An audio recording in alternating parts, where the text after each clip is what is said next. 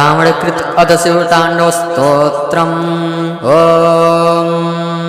जटाटविगलज्जलप्रवाहपावितस्थले गले वलम्ब्यलम्बितां भुजङ्गतुङ्गमालिकां डमड्डमड्डमड्डमन्निनादवड्डमरवयं चकार चण्डताण्डवं तनोतु नः शिवः शिवं।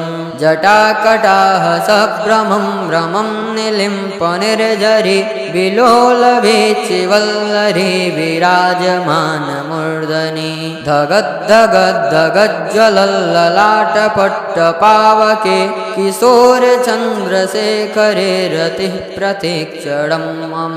धराधरेन्द्रनन्दिनी विलासबन्धुबन्धुरसपुरद्दिगन्तसन्तति प्रमोदमानमानसे कृपाकटाक्षधोरणी निरुद्ध दुर्धरापदि क्वचिदिगम्बरे मनो विनोद मे तु वस्तुनि। जटाभुजङ्गपिङ्गलस्फुरत्फडामणिप्रभा कदम्ब कुङ्कुमद्रव प्रलिप्तदिग्वधूमुखे मदान्धसिन्दूरस्फुरत्वगुत्तरीयमेदुरे मनो विनोदमद्भुतं बिभर्तु भूतभर्तरि। सहस्रलोचनप्रभृत्य शेषलेखशेखर प्रसूनधूलिधोरडी विदूषराङ्घ्रिपीठे भुजङ्गराजमालया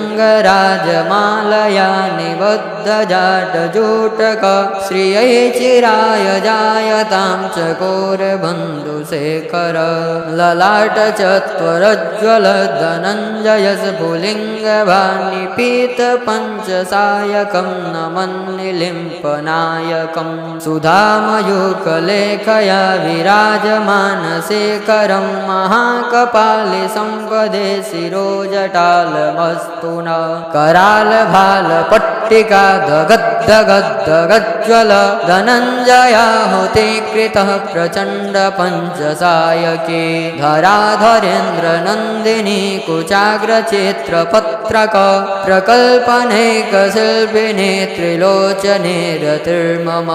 नवीनमेघमण्डले निरुद्ध दुर्धरस्फुरद् कुहूनिशेतिनितमप्रबद्धबद्धकन्धर निलिम्पनिर्झरिधरस्तनोतु कृतिसिन्धुर कलानिधानबन्धुर श्रियं जगद्दुरन्धर।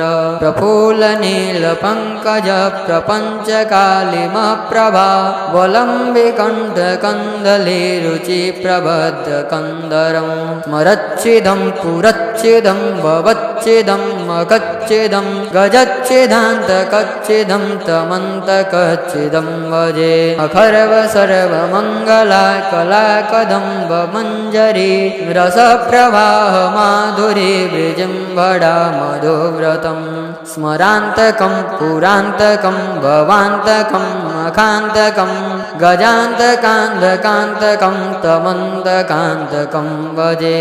जयत्वदभ्रविभ्रमद्भ्रमद्भुजङ्गमस्वस द्विनिर्गमत क्रमस्फुरत् करालभालहव्यवाट् धिमे धिमे धिमे ध्वनन् मृदङ्गतुङ्गमङ्गल ध्वनिक्रमप्रवर्तित प्रचण्डताण्डव शिव।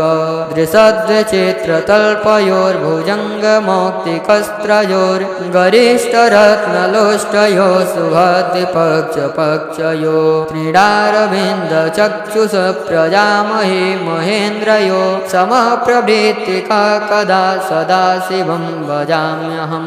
कदा निलिम्पनिर्झरि निकुञ्जकोटरे वसन् विमुक्तदुर्मति सदा शिरस्तमञ्जलि वहन्। विलोललोललोचनो ललालभाललग्नक शिवेति मन्त्रमुच्चरन् कदा सुखी भवाम्यहम्।